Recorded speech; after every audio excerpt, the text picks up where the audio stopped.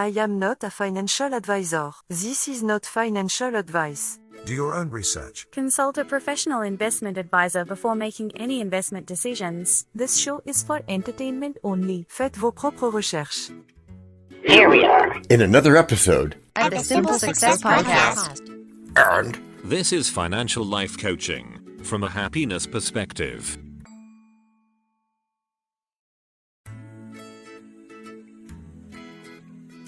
In this short but powerful 20 minutes, we'll start to absorb the idea of the default mode network. Remain thee in this ample place of sanity with us, s'il vous plaît. Is that the thing? What dost thou have claim or title? It is not. It is just how we think. We? All of us. The royal we, as it is sometimes said during creative periods. Interesting. Now think about it, E.T. What must the words default, mode, and network mean? Especially in this context. Starting with default? Yeah, I like that. One thing at a time. Okay, me too. So the word default? Yeah, it means a predetermined setting or value for when no other value has been set. So, for example, if you don't specify, a font size in a document, the default font size will be used. Right, and the same goes for computer programs and settings. If you don't specify something, the default setting will be used. But the connection to investing here is that default can also refer to a person's natural inclination or behavior in certain situations. Exactly. For example, if someone is naturally shy, then that could be their default behavior in social situations. Cool. Artificial intelligence guy gets wordy. Now what about the next word in default mode network? The word mode? Duh. Mode is a particular way of doing something. Oh, so if I'm hearing you right, you can be in work mode. Correct, when you're focusing on getting a task done. Or you can be in relaxation mode when you're taking it easy. Yep, modes can also refer to different settings on devices, like the silent mode on your phone or the gaming mode on your computer. And finally, modes can refer to different ways of thinking, like a creative mode or a logical mode. And this connects directly to some of our choices in life. So now we get to the word network. That we do, and at a perfect time. Done. So network is a term used to describe a group of interconnected things. People, devices, or systems. For example, you can have a network of friends who are all connected to each other over a period of time. Or you can have a network of computers that are all connected to each other and can share data. Like we do with the interwebs. Right. Networks can also refer to different types of organizations. Like a network of businesses or a network of schools. Again, right. So what do you think the term default mode network, all those words together means? Well, I'm guessing it has something to do with a network of brain activity that is active. Yes, but when? Is when important? Oh, yeah.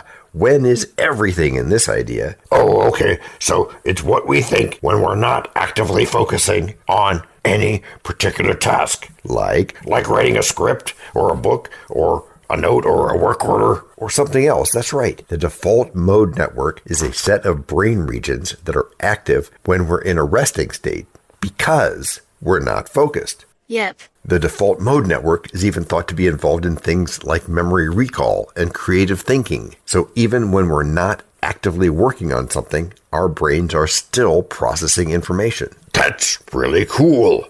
So how can we use this knowledge to help us be more productive? There's one important way, but it involves something that shouldn't come for another minute or so. All right.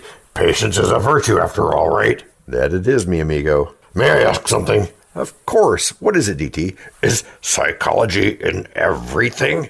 What? What kind of a question is that? Well, that was part of a speech at Stanford University, so is it? I think so. No, I know so. It's certainly in everything we think. As well as in everything we think we think. Right, but then I don't believe everything I think. What do you believe then? Let's back up a second. I'm getting better at believing everything I think. But I hear a but in there. But that means first I have to do something to control what's in there. That's good. In a good way, you mean? That I do, kind sir. Thank you. So a minute ago... About a minute ago, I asked about being more productive. Yeah? Where did you get that? Oh, I'm just connecting. I assume that being in the default mode network is not the most productive thing that any of us could be doing. And you'd assume right. We all do it though, don't we? We do. So let's jump on one of the best ways to relieve that. Okay, what would that be? That would be... Break number 1. Hello, everyone. This is John with the Simple Success Podcast, financial life coaching from a happiness perspective. Because we know you want to show us some serious love in return for the tremendous benefits you get from us, please subscribe to us in your favorite podcast player. You can find us on both the App Store and the Play Store because our message is for everyone. Leave a rating for us, or even better, tell a friend. Whichever you choose, thank you so much for helping us do this for you. To leave us a written message, which just might lead to more in a future podcast, go to those same written show notes to find our subreddits. There is also our Facebook group page, Twitter, and other ways which we'll tell you about from time to time. You can also find an Easter egg every so often, so listen closely. Thank you again, and keep those constructive ideas coming.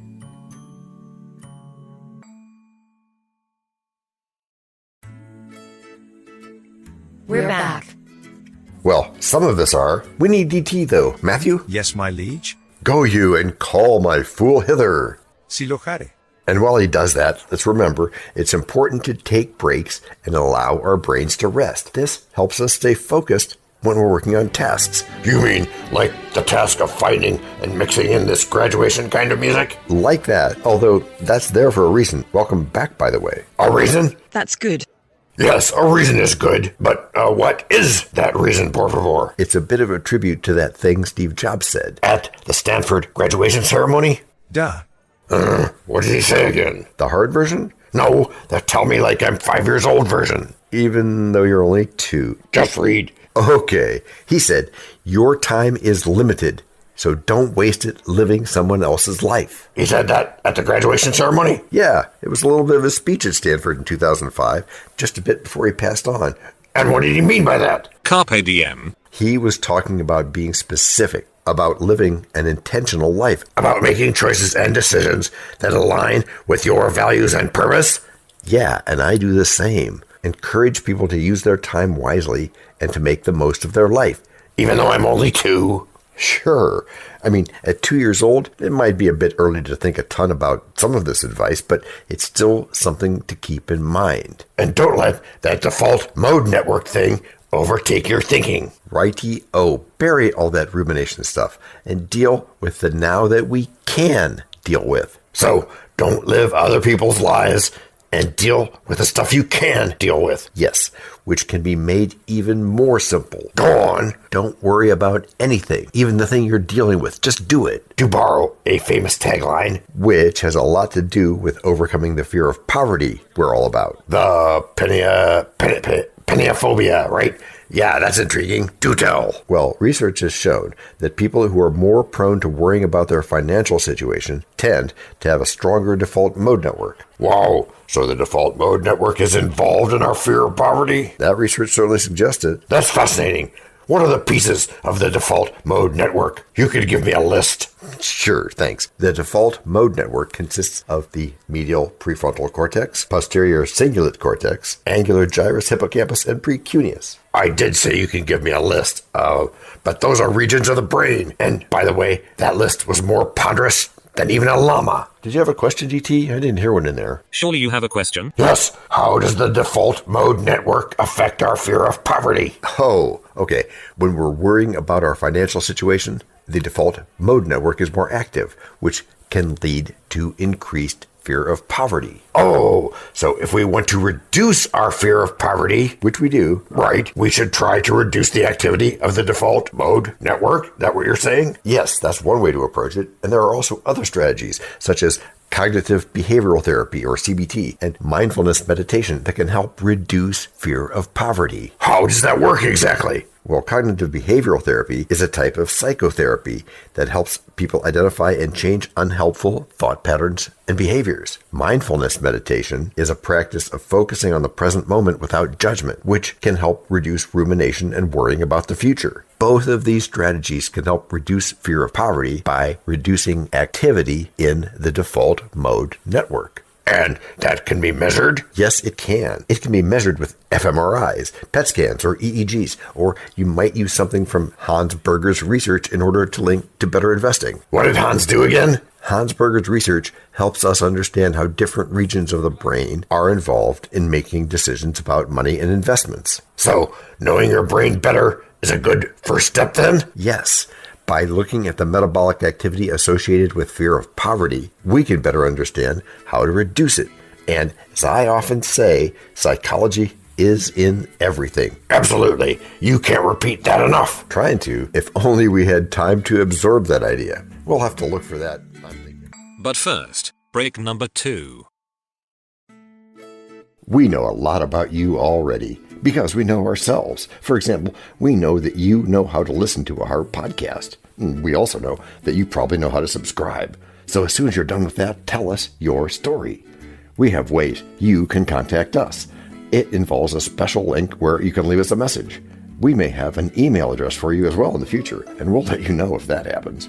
The reason for subscribing? I thought you'd never ask. When you subscribe, you automatically download all future episodes of that podcast. It just happens in your player without you having to go search again. How cool is that? This means better rankings for the podcast, more attention from advertisers, and more money. And this means more and better stuff for you. So your motivation is simple and easy. Subscribe today, whatever app and from whatever place you like. And don't just try to subscribe. There is no try. There is only do. We're changing the way we look at things, and remember, that's good. Eso es buenísimo.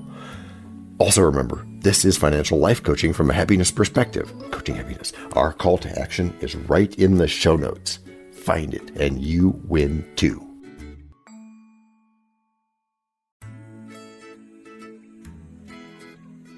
Where is my fool? Where is that mongrel? Are you referring to moi, DT? Yeah, it's your turn. Oh, well, no, it's not that. I'm just so overwhelmed. I need help. Too much to do? Yeah, and not enough time to do it all. Unless I drive all the way across the country or something. Yeah, I know the feeling, but there's a simple solution in the investing world. Investing your time wisely. What does that mean? It means focusing on the most important tasks and setting priorities so you can get the most out of your time. But isn't that hard to do? Not really. You just have to recognize that time is limited and be sure to invest it wisely so you can maximize its potential. That makes sense. Thanks for the advice. You're welcome. I don't suppose I should try to tie in the Steve Jobs quote now, should I? Absolutely. As you know, I'm happy to let you dive down all the rabbit holes you want, as long as there's enough rope to tie things back in. And I so appreciate that, DD. And the quote you asked about before is, your time is limited, so don't waste it living someone else's life. Or ere I'll weep. Oh, fool, I shall go mad. Whoa, down, boy, down, DT. It's not something to get that worked up about. But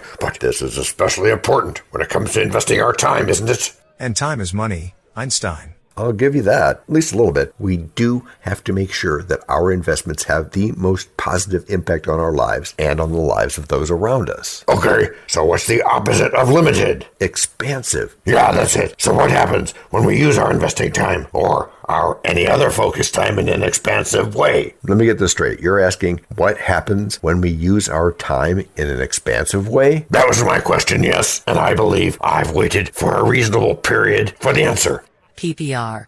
Okay, here it is. When we start to think expansively, we begin to see how we merge this thinking. This mindset, you mean? Okay, yeah, this mindset. How we merge it with what? With having a growth mindset. Oh, so thinking expansively is the same as thinking with a growth mindset. Well, maybe not exactly the same, but they sure do share a lot of important ideas one should absorb sometime during one's life. And with those new possibilities, new experiences and opportunities that we may not have seen before, we find new things about which we practice and repeat. Which is how you've all gotten good. Gracias por escuchar. Salut. À la prochaine. This podcast and our other podcast are productions of Little Red Hen Industries. The supporting cast who helps me bake the bread includes Techno King, John C. Brandy, Alter Ego, Doubting Thomas, Fact Checker, A Small Brown Beef Animal, Seriously, Tiny. Facts are important but are also easy. Social Manager, Abraham Lincoln, Media Expert, Augustus Caesar. Psychologist, William James. Sound Designer, Adobe's Creative Suite. Spanish Consultant, Cameron J.K. Brandy. French Consultant, Leah, the Do-Your-Own Research Lady. Videographer, Eto Monkoshki. Audio Props, Les Paul. Inspiration, many podcasts and other sources, and of course Napoleon Hill. We also have websites, and you can subscribe to both podcasts. You can even send us a video, audio, or text message, but of course, you'll have to head to the show notes, either on your phone or on the web, to get the links and stuff. And all those clickable links are in the show notes. And before we forget, the artificial intelligence or AI voices that you hear in our work are offered up by Google, Amazon Polly, and OpenAI, like we say in the show notes. They don't sponsor us yet, but we love what they do, and we just love what AI can do when lovingly crafted. Finally, you can find us on Podmatch.com, Matchmaker.fm, Podbooker and Podcast Guests, where we consider guests and consider guesting on other people's shows. And really finally, the music for our pods comes from Cute by Bensound and from Piano Background by Nick Simon Adams, as well as from AI MuseNet. The sound effect credits go to Jackson Academy Ashmore, Canusi G, Dr. Jekyll, Joe Payne, Everything Sounds, MK Play More Stories, ERH, Sand Emotions, Big Pickle 51, and Just Kidding. Yes, that's his or her name. All on freesound.org. Also, languages are the bomb. Paul.